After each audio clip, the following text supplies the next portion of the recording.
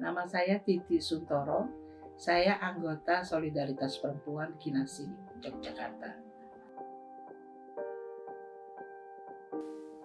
Perubahan iklim adalah perubahan cuaca yang tidak menentu akibat kenaikan gas-gas rumah kaca.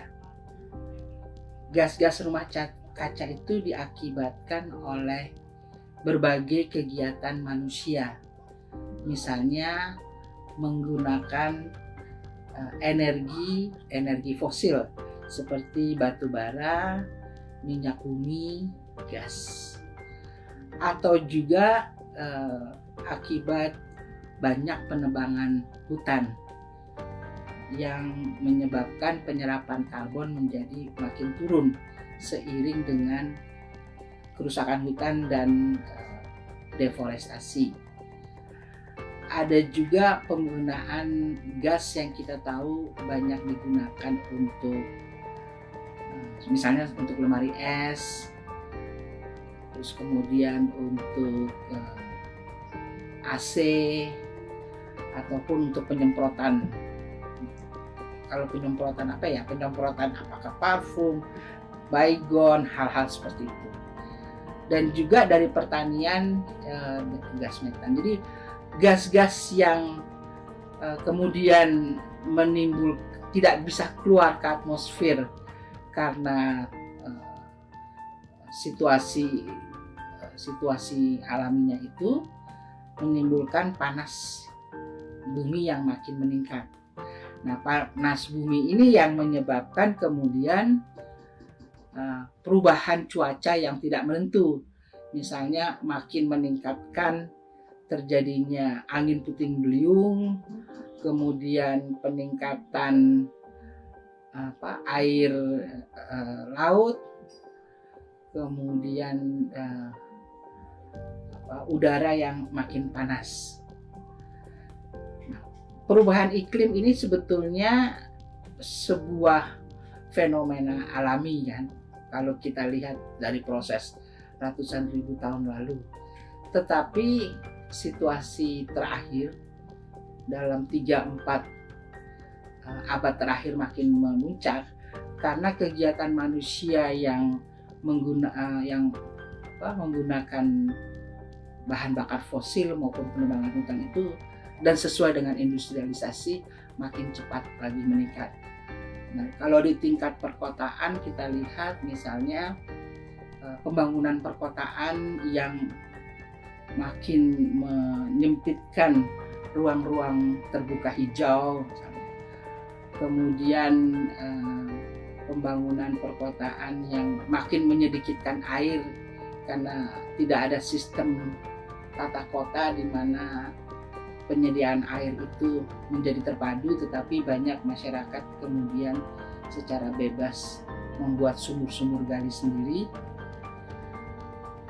Dan juga makin banyak orang yang tidak mengelola sampah tapi dibuang.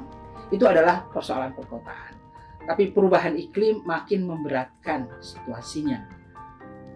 Sehingga perubahan iklim yang tidak menentu itu menyebabkan puting beliung, kemudian menyebabkan juga makin banyak terjadi banjir, ataupun di lain pihak membuat situasi kemarau makin panjang, terutama dengan adanya gelombang panas. Nah, itulah situasi perubahan iklim yang kita lihat, yang kita kan dulu jarang sekali mengalami taifun kan, tapi sekarang itu taifun atau puting beliung di Indonesia banyak. Sebetulnya kalau soal taifun, saya pernah tinggal di Manila. Di situ saya baru merasakan yang namanya taifun. Padahal selama saya dari kecil sampai besar di Indonesia ini jarang sekali. Tapi sekarang beberapa tahun terakhir kalau kita lihat banyak sekali. Jadi perubahan iklim ini menjadi nyata karena kita lihat bahwa memang situasinya makin buruk. Sebetulnya ini kan persoalan gaya hidup manusia. Jadi artinya makin banyak penggunaan AC, ya. Banyak mall itu banyak menggunakan AC, dan AC itu sebetulnya membutuhkan energi lebih tinggi, jadi membutuhkan lebih banyak energi. Lebih banyak energi artinya membutuhkan, karena Indonesia masih banyak menggunakan batu bara, jadi penggunaan batu bara makin meningkat. Kemudian gas yang juga ada, yang CFC yang merusak, itu juga penggunaannya makin tinggi. Nah, kalau kita lihat itu, demikian juga penggunaan dengan bertambahnya manusia, artinya penggunaan air menjadi lebih banyak. Di lain pihak, musim kemarau panjang menyebabkan tidak ada air. Jadi artinya air hanya bisa dibeli atau diakses oleh mereka yang memang mampu membeli air. Air itu memang penting bagi manusia ya. Pertama-tama kalau dilihat laki-laki maupun perempuan, anak-anak membutuhkan air, karena kita tidak minum aja persoalannya menjadi sangat bermasalah. Nah, kebutuhan air kalau kita lihat dari perempuan terutama adalah air bersih untuk kesehatan reproduksi perempuan. Kalau perempuan sedang menstruasi, dibutuhkan air bersih. Kemudian untuk anak-anaknya, kalau perempuan mempunyai anak-anak kecil, bayi, itu juga sangat penting ketersediaan air bersih, karena itu adalah untuk kehidupan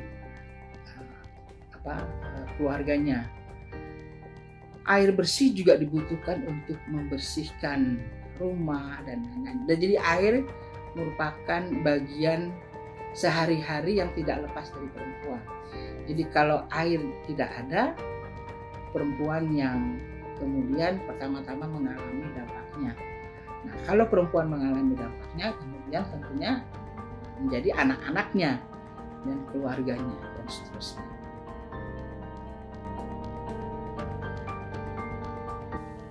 Kalau perubahan iklim kalau kita lihat dari sisi kebijakan, yang ada sekarang itu sangat patriarkis sifatnya dalam masalah penanganan.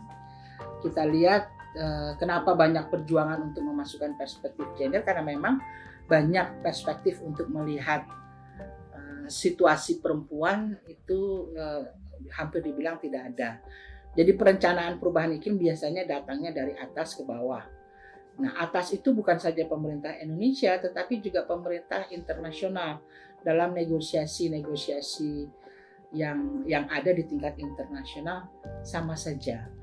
Jadi yang banyak dituntut perspektif gender itu artinya bahwa kebijakan perubahan iklim perlu melihat bahwa masyarakat itu dipengaruhi oleh sistem-sistem yang menggabungkan pandangan maupun kepentingan perempuan.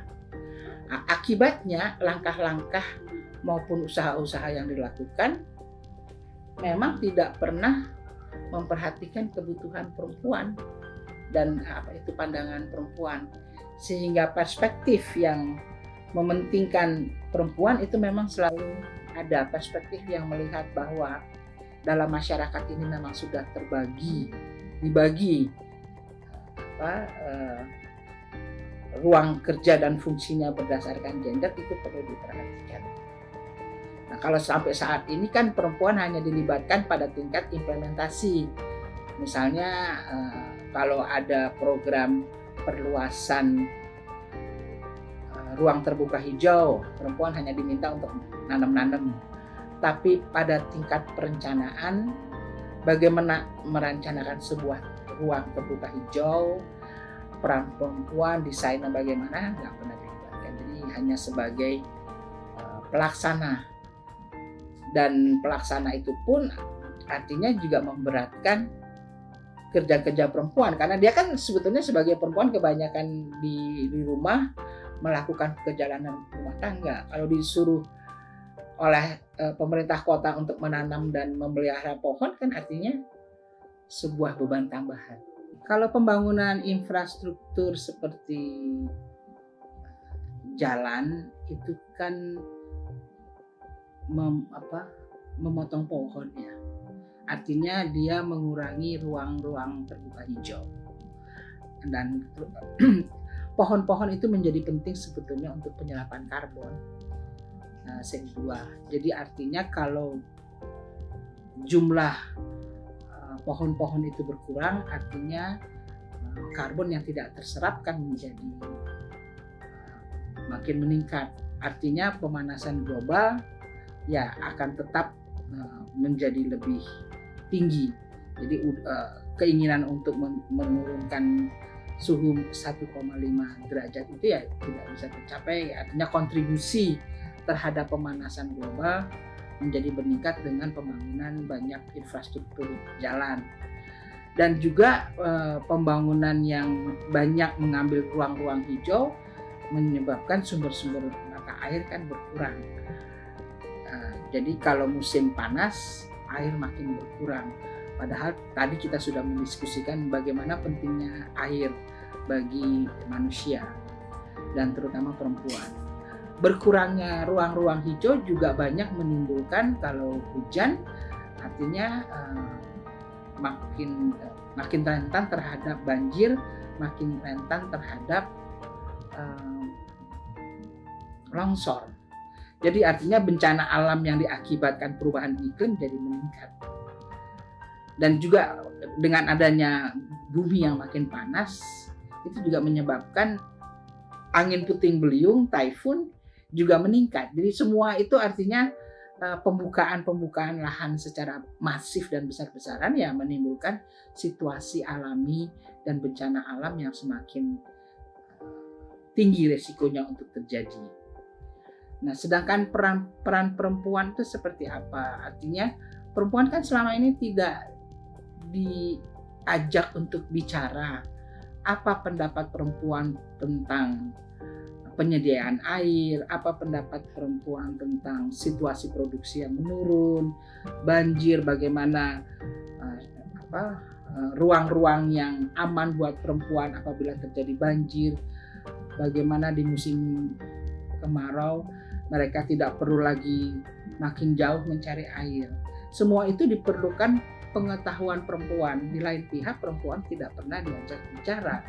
Jadi seharusnya karena manusia itu terdiri dari laki-laki dan perempuan dengan kebutuhan yang berbeda, nah kebutuhan perempuan perlu didengar. Artinya bagaimana mendorong perempuan terlibat dalam proses-proses pengambilan keputusan, proses-proses mendesain aksi-aksi perubahan iklim, karena dia juga punya pengetahuan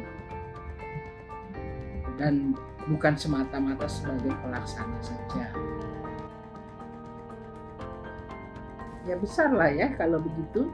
Pertama, dia sudah menjadi korban perubahan iklim yang dengan berbagai cerita yang tadi kita sudah bahas, dan kemudian kebutuhan dia di masa depan juga tidak dipedulikan.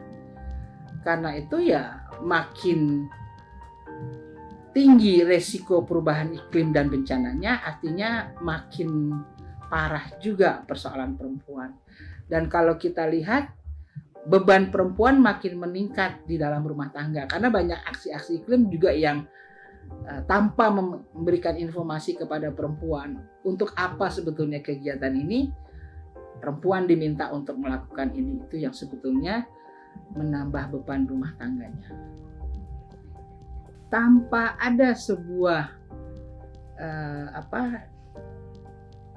keinginan politis bahwa perempuan terlibat dalam pengambilan keputusan, mendesain kebijakan maupun mendesain aksi-aksi perubahan iklim, ya kalau perempuan tidak ada di situ ya bagaimana bisa? Masa perempuan sendiri yang suruh menangani persoalan dia? Orang persoalan perubahan iklim adalah persoalan bersama.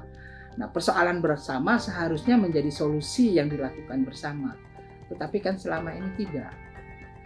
Jadi persoalan perempuan yang tidak mendapatkan air bersih kalau kemarau panjang, ya bukan persoalan perempuan sendiri di mana perempuan harus menangani. Harusnya itu menjadi persoalan para pengambil keputusan untuk membangun kebijakan bagaimana caranya agar masyarakat mendapatkan air bersih walaupun terjadi bencana iklim. Bagaimana perempuan aman dalam tempat-tempat di mana dia harus pindah secara terpaksa karena banjir misalnya. Itu kan yang menyediakan tempat-tempat yang aman, masa perempuan sendiri? Kan harus dari para pengambil keputusan. Kan kalau misalnya hal-hal yang menyebabkan perempuan tidak punya makanan lagi karena lahannya tidak bisa menghasilkan akibat perubahan cuaca, kan itu yang harus menangani pemerintah, bukan perempuan. Jadi artinya tidak bisa persoalan-persoalan perempuan ditangani oleh perempuan sendiri, tetapi seharusnya berdasarkan sebuah kebijakan yang mempunyai perspektif gender dan kebijakan yang melihat kepentingan-kepentingan perempuan.